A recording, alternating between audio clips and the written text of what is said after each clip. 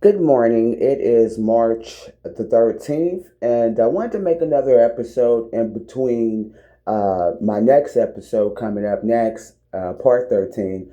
But this episode is going to discuss about what predators at their places of employment look like. And what does trafficking activity look like? When we think of human traffickers, you think of some creep in a van. You think of some street level pimp or something like that, gathering women and children at gunpoint. But what you don't know, or many people don't know, especially people like myself, before I was human trafficked out of the Gamble Nipper YMCA, I had a very base surface level knowledge about human trafficking, maybe just as little as much as the advertisements that flow, across the TV screens, across America, and then you click off of it or whatever. You don't think too much of it until it becomes a part of your life. And when I went to the Gamble Nipper YMCA with me and my child back in 2021, I thought I was amongst normal employees. And that just wasn't the case. And I want to talk about also the employment and staff at the Anna Louise Inn and what a predator looks like. Okay, so we talked about the street level human trafficking part, the part that pops into your mind when you first think about it. But the biggest places that human traffickers operate, and there's a multi-level pyramid to human trafficking. So so what pops into your mind is the street personnel, the gangs, certain stuff like that. But judges, lawyers, police, social workers, morticianists, BMV clerks, courthouse clerks, all these people make up the human trafficking ring in Cincinnati, Ohio. Okay, so it's not just street level. What happens is certain police and certain judges, they control the street level human trafficking. So that's the part they want to keep quiet. So they want you just to see the lower end part of the human trafficking, but they want to keep it concealed. The police, the lawyers, the judges, the social workers, battered women's shelters, schools, principals, lots of nonprofit helpful organizations. So my next point is human trafficking breeds and breeds in places that you would never expect. Places like schools, places like community centers, places like the Gamble Nipper YMCA in Western Hills, Cincinnati, Ohio, places like the Anna Louise in her Cincinnati. So let's talk about Anna Louise for a second. Anna Louise is supposed to be designed for a place, especially their program, off the streets program. It's supposed to be to help women who suffer from drug or prostitution or human trafficking history significantly, maybe other situations as well, but this is primarily their goal, supposedly. Okay, so then I have housing. And I, like I said, I think it's really sad because the program itself was really beautiful. The way it's set up, and things of that nature. But their employees have taken deals from a cartel to facilitate human trafficking and assault right on their property.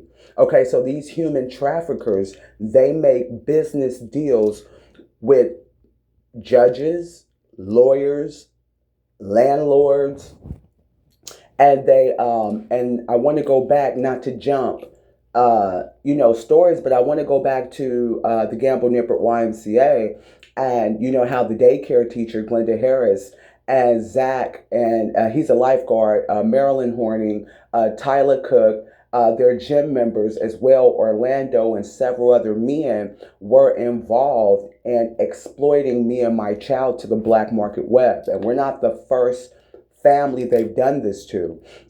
They have a criminal family practice at the Gamble Nippert YMCA of taking their customers and selling their children, their daycare children, and selling women that are suspecting to the black market web. And so the violence starts in the gym, and they burglarize your home and put cameras in there when you're not there. So they're always watching you, monitoring you from the gym itself. Okay, they burglarize your home, but they've already done all this behind your back. So this is no conversation you can walk away from, because you're thinking, well, if a guy or a person comes up to you and they make a comment, that's a red flag. But what happened to me, there were hardly zero red flags. Okay, so no one came up to me and said anything sexual in nature. I just woke up one day and my whole life was human trafficking. Cameras in me and my child's face, and I didn't know at the beginning.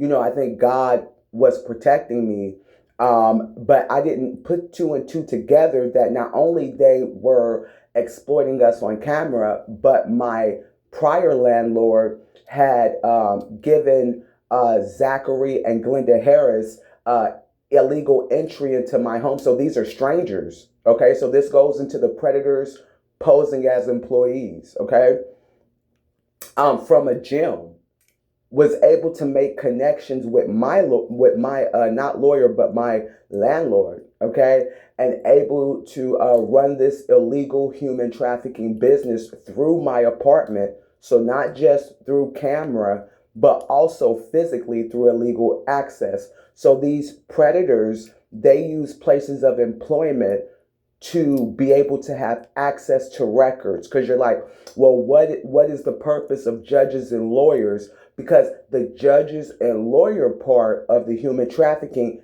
is what makes it nearly impossible for a victim to escape. Okay, because judges and lawyers are like the ceiling cap of a person's freedom, of rights, of laws. And when you deal with human trafficking, you're dealing with the absence of human rights. Okay, so your human rights are stripped. And when you're dealing with judges and lawyers who make decisions on who gets what right, that's where human traffickers, pimps, and police, they depend on these judges and lawyers in Hamilton County to go on ahead and endorse their criminal activity. Okay, they lock away innocent people. They have morticianists in Cincinnati that are willing to put fake cause of death on people, do false findings. They have bankers that funnel their money laundering money.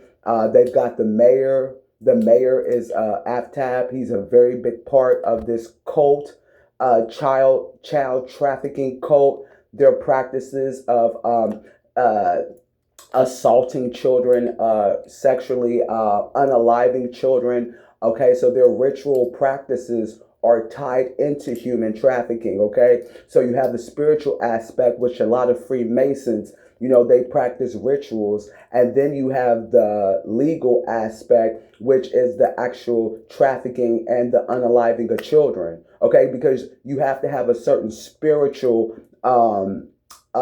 you have to have a certain spiritual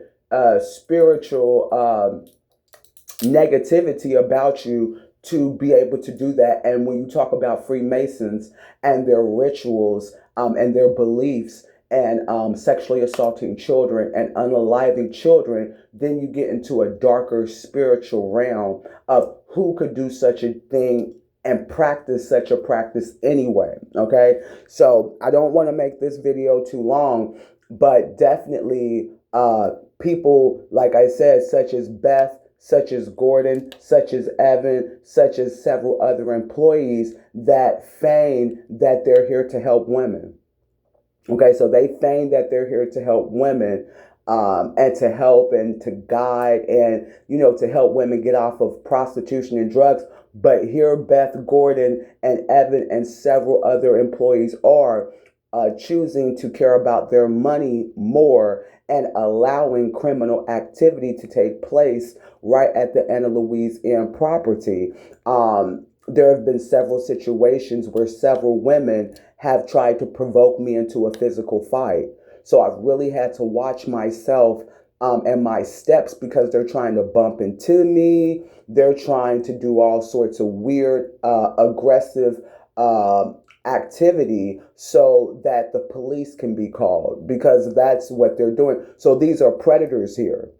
They don't want to call themselves predators because predator is such a strong word. But when you're at your job, assaulting women, that's exactly what you are. You're a predator. Okay, so people don't want to accept reality. They want to play games. They want to play all sorts of mind games. The employees at the Gamble Nipper YMCA are predators. Okay, they're not bachelor degree holders. They may have it, they may not, but does it really matter when we're talking about people